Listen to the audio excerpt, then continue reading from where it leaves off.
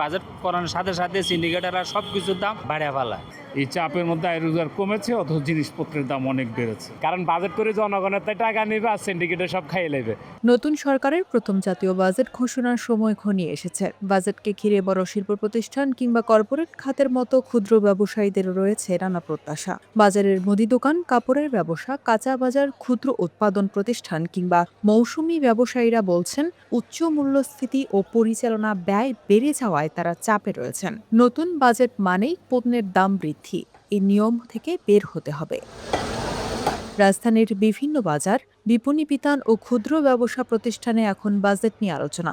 দেশের অর্থনীতির গুরুত্বপূর্ণ চালিকা শক্তি এই ক্ষুদ্র উদ্যোক্তারা মনে করেন বড় ব্যবসার তুলনায় তারা নীতিগত সুবিধা কম পান। ফলে প্রতিযোগিতায় টিকে থাকাই তাদের জন্য বড় চ্যালেঞ্জ হয়ে দাঁড়িয়েছে। বড় বড় ব্যবসায়ীদের সিন্ডিকেট বাজেট পূর্বে দাম বৃদ্ধি পাওয়ার অনেক কারণ। প্রত্যাশা আমরা চাই সব কিছুর দাম একটু কম থাকা ভালো, তাহলে সবাই কেনাকাটা করতে পারবে, বুঝছেন।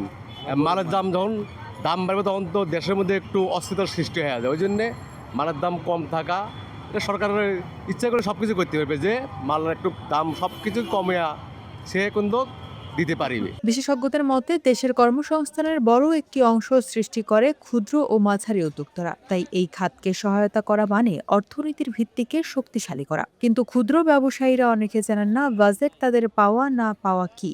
অনেক ক্ষুদ্র ব্যবসায়ীরা মনে করেন বাজেট অর্থ প্রত্যেকটি জিনিসপত্রের দাম বৃদ্ধি।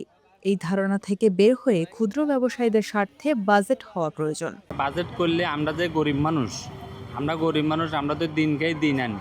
যদি আমগো যদি চাউল ডাউল তেল এগুলো যদি কম করে তাহলে আমগুলাই ভালো হয়, আমার গরিবের লাগে। আর যে একটা সিন্ডিকেট আছে, এই সিন্ডিকেট বাজেট করানোর সাথে সাথে সিন্ডিকেটাররা সব কিছুর দাম বাড়িয়ে ফেলায়। বাড়াইলে আমাদের সাধারণ পাবলিক গরিব মানুষ আছে, আমগো ক্ষতিগ্রস্ত আমরা হই। ব্যাংক ঋণ পেতে নানা জটিলতা এবং জামানতের কারণে অনেক ক্ষুদ্র উদ্যোক্তা প্রয়োজনীয় মূলধন সংগ্রহ করতে পারেন না। ফলে তাদের অনেকেই উচ্চ সুদে আনুষ্ঠানিক উৎস থেকে ঋণ নিতে বাধ্য হন। অর্থনীতিবিদরা মনে করেন ক্ষুদ্র ব্যবসার জন্য কর কাঠামো সহজ করা, ডিজিটাল লেনদেনে উৎসাহ দেওয়া এবং উদ্যোক্তা উন্নয়ন কার্যক্রম বাড়ানো হলে এই খাত আরও শক্তিশালী হবে। বাজেট মানে আবার মনে করেন নতুন করে হয়তো বা দাম টাম নির্ধারণ হবে এগুলো আর কি। এর মধ্যে দেখা যায় যে প্রতি বছরে কোনো না কোনোভাবে প্রত্যেকটা জিনিসের দামে বাড়ে, কমে না। কিন্তু সরকার তো ইচ্ছে করলে চেষ্টা করে কমাইতে পারে।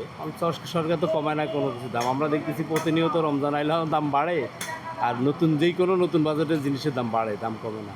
কিন্তু ব্যবসায়ীরা হয়তো কাস্টমার চেঁচামেচি করে, হয়তো বা গত মাসে এত ছিল, গতকালকে এত ছিল, গত সপ্তাহে এত দাম ছিল, এখন দাম কেন বেশি? মূল্যস্ফীতির চাপ মোকাবিলা, উৎপাদন ব্যয় কমানো এবং কর্মসংস্থান ধরে রাখতে এবারের বাজেটে ক্ষুদ্র ব্যবসায়ীদের জন্য বাস্তবমুখী পদক্ষেপ প্রয়োজন। দেশের অর্থনীতিতে ক্ষুদ্র ব্যবসায়ীদের অবদান উল্লেখযোগ্য, তবে বাড়তি ব্যয়, অর্থায়ন সংকট এবং বাজারের অনিশ্চয়তা তাদের জন্য বড় চ্যালেঞ্জ। তাই নতুন সরকারের প্রথম বাজেটে ক্ষুদ্র ব্যবসায়ীদের প্রত্যাশা নীতিগত সহায়তা, সহজ ঋণ এবং ব্যবসা পরিচালনায় স্বস্তি এনে দেওয়ার মতো কার্যকর পদক্ষেপ। আমাদের আয়ের সাথে সামঞ্জস্যহীন হয়ে গেছে। আমরা যেটুক কিনতাম তার অনেক কম কিনতে হয়। এর মানুষের পুষ্টির কিন্তু অভাব দেখা দেবে এরকম হইলে। সাধারণ মধ্যবিত্ত যারা আছে তাদের আয় রোজগার বাড়ে না।